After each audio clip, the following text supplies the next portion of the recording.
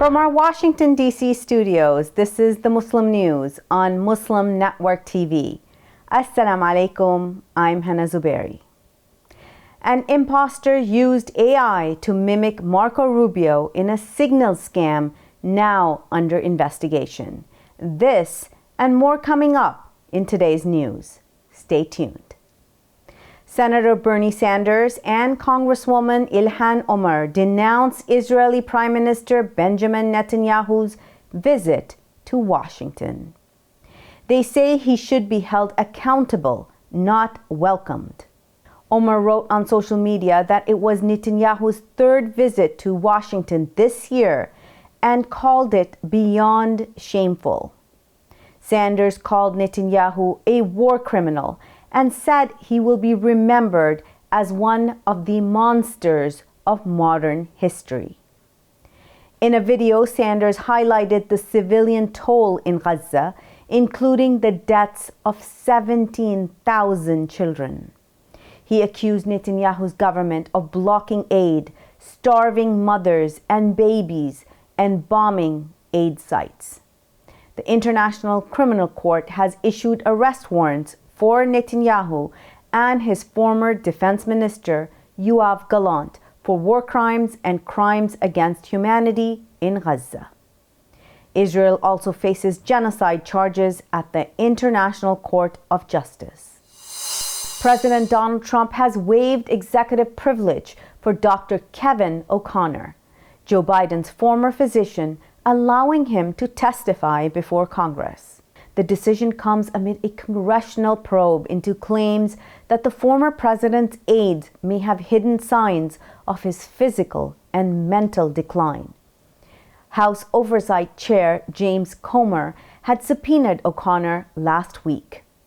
In a letter obtained by Fox News, Trump's White House counsel said extraordinary events justify cooperation with Congress.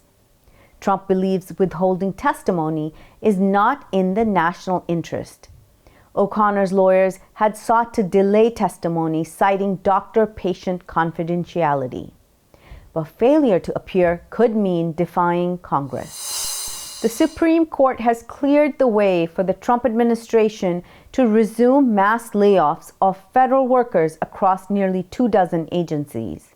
In a key ruling, the justice lifted a lower court block, allowing the administration's sweeping downsizing plan to move ahead while legal challenges continue. The unsigned opinion said that the government is likely to succeed in arguing that the job cuts are lawful. The State Department welcomed the decision, calling it a win for their historic reorganization efforts. The Department of Government Efficiency, or DOGE, now moves forward with its reconstructing plans. However, Justices Ketanji Brown Jackson and Sonia Sotomayor voiced concerns. Jackson warned that the court is too eager to approve legally dubious actions. Labor unions and advocacy groups slammed the ruling, calling it a blow to democracy and federal services. They argue that the mass layoffs violate the Constitution by bypassing congressional authority. Secretary of State Marco Rubio is embroiled in a major voice and text messaging scam using artificial intelligence. The Washington Post reports at least 5 senior officials, including a foreign minister, a state governor, and a U.S. lawmaker, were contacted via the Signal messaging app. The impersonator created a fake account with the name Marco Rubio at state.gov and sent voicemails and texts that closely match Rubio's voice and writing style. The State Department confirmed the breach and said it is actively monitoring the situation, which began mid-June. Some other department personnel were also targeted through email impersonation. A similar case occurred in May when a senior White House advisor, Susie Wiles' phone was stolen and used to contact high-level officials. The FBI has not commented on the latest incidents as the investigation continues. El Salvador has told the United Nations that the U.S. is legally responsible for more than 200 migrants deported and jailed in a mega prison. In a UN court filing, El Salvador said it did not arrest or transfer the migrants, only allowed its prison to be used under a $6 million deal with the U.S. The Trump administration had used the 18th century Aliens Enemy Act to deport suspected Venezuelan gang members. They were sent to El Salvador's High Security Terrorism Confinement Center, or CCOT, prison with limited due process. The U.S. claims that the migrants fall under El Salvador's jurisdiction, but Salvadorian officials say responsibility lies with Washington, D.C. The filing comes amid a UN probe into the disappearance of 4 Venezuelan men reportedly sent to the El Salvador prison. The American Civil Liberties Union, which is challenging the deportation, says it only learned of the secret deal last week from victims' families. It is accusing the U.S. of hiding records. United Nations human rights experts have strongly criticized the United States for resuming migrant deportations that send immigrants to countries where they have no ties. The warning comes after a Supreme Court ruling allowed the Trump administration to reinstate the practice. Experts say this policy risks exposing migrants to torture, enforced disappearance, or even death.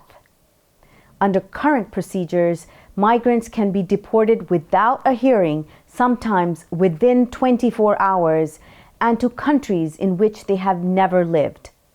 The UN insists that these violates international law, which requires case-by-case risk assessments. The experts reminded Washington it is bound by treaties like the Convention Against Torture, which forbids sending people to places where they may face harm. Referring to a recent case, they revealed that 8 migrants from Burma, Cuba, and other nations were secretly held in a U.S. base in Djibouti, then sent to South Sudan. U.S. kids face 80% higher death risk than peers in wealthy nations. Details coming up next.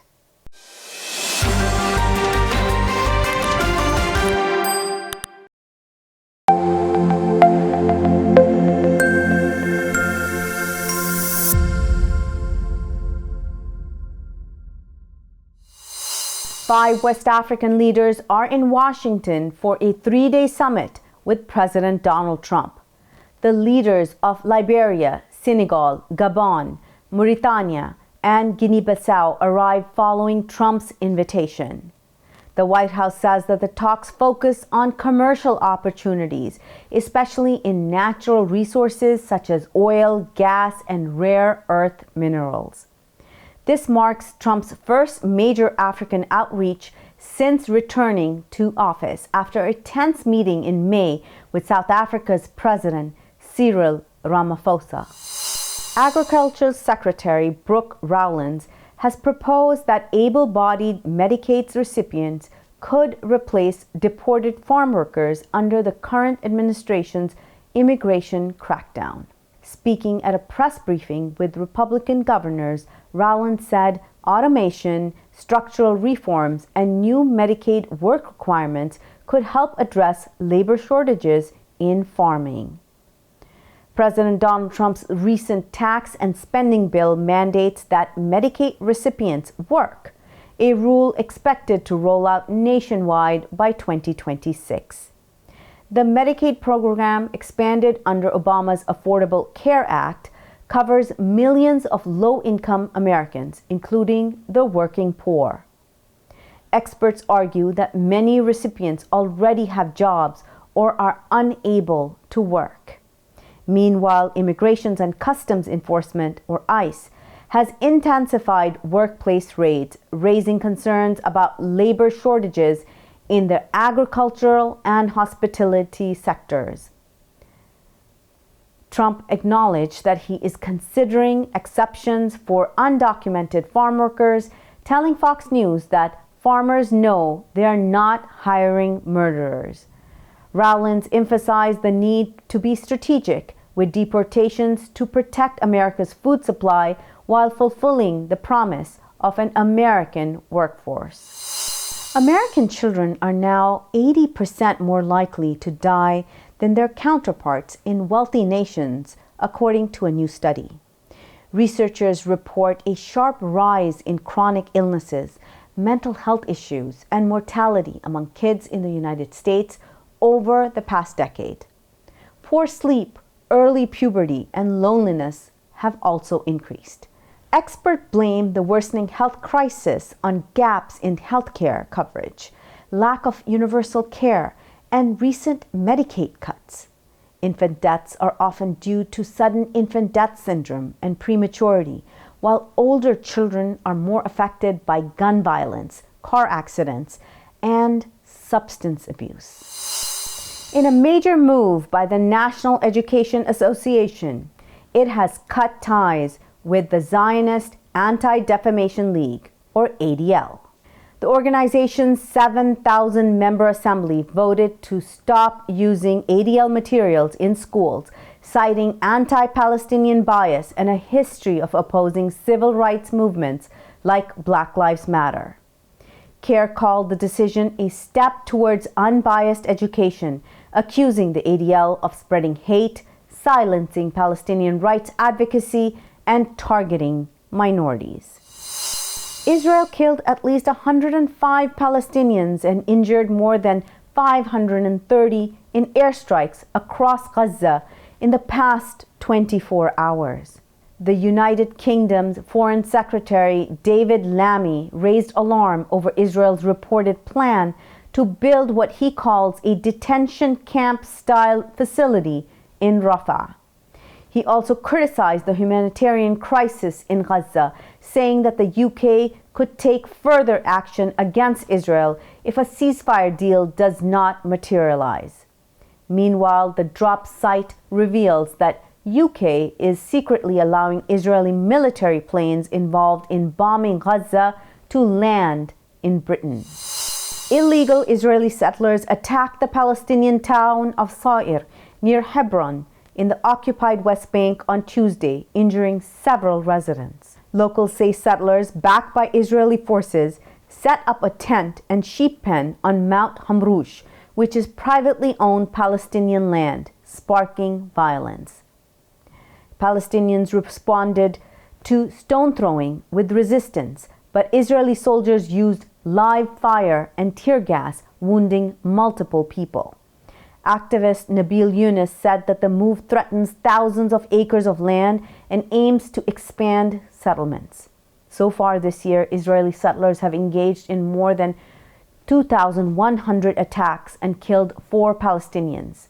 Since Israel's genocide in Gaza began in October 2023, it has killed nearly 1,000 Palestinians and injured more than 7,000 in the West Bank. The International Court of Justice recently ruled that Israel's occupation is illegal, demanding an end to all settlements. Despite this, violence continues to escalate on Palestinian land. Pakistani military chief General Asim Munir has rejected Indian claims that China supported Pakistan during the May conflict with India. He called the allegations irresponsible and factually incorrect. India's Deputy Army Chief Lieutenant General Rahul Singh had claimed Pakistan received live inputs from China during the conflict. Munir denies this, saying Pakistan remains a stabilizing force in the region through principled diplomacy and mutual respect.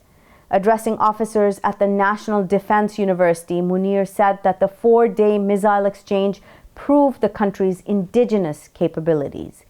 He accused India of using convoluted logic to cover up its military failure and slammed its extremist Hindutva ideology. Drone footage from Bosnia shows rows of white headstones at the Srebrenica Portakari Memorial Center, haunting reminders of the 1995 genocide in the town of Srebrenica. On July 11th, the remains of 7 newly identified victims will be buried in a collective funeral marking the 30th anniversary of Europe's worst atrocity since World War II. Serb forces led by General Ratko Mladic killed more than 8,000 Bosnian Muslim boys and men after overrunning the UN-declared safe area in Srebrenica. Dutch peacekeepers failed to stop the massacre. Serb forces shot victims and buried them in mass graves, which were later found in more than 570 locations. The UN and the International Court of Justice have recognized the killings as genocide.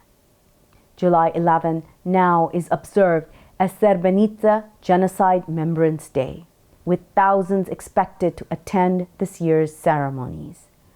In 2021, Mladic's life sentence for genocide and war crimes was upheld, but the search for missing victims continues. That's all from our Washington, D.C. studios. Thank you for watching Muslim News. We're a community channel dedicated to bringing you stories you can trust. Please like, share, and subscribe to our content. You can also comment to let us know what you think of our coverage. You can donate now by visiting muslimnetwork.tv/donate. For more content, keep watching Muslim Network TV. Assalamu alaikum.